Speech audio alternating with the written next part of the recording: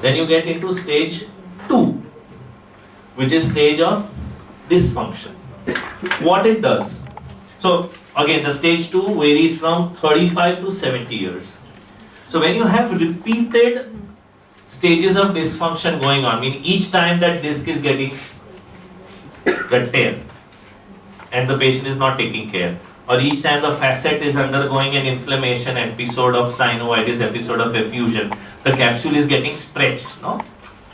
The annulus is becoming more and more incompetent. So that segment will now become unstable. So you get into stage of instability.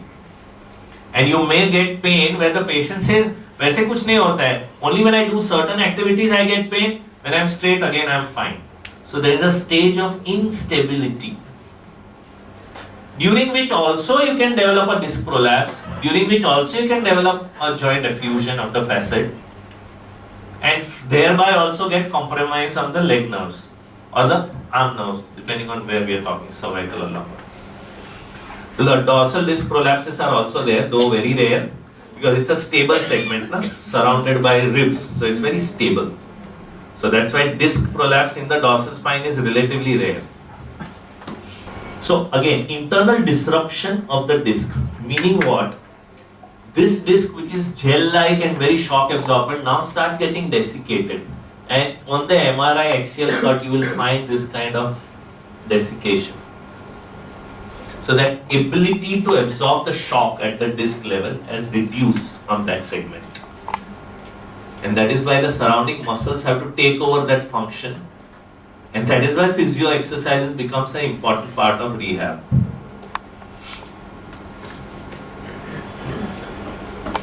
The facet joints become more and more hypermobile, they start subluxating and hence reduce the root canal size. Now imagine the facet joint has become so hypermobile that it becomes like this. When that happens, the root canal will get compromised. So you'll develop a root canal stenosis because of that. Are you guys getting the three-dimensional thought? Yes. Thank you. Because that's a very important part.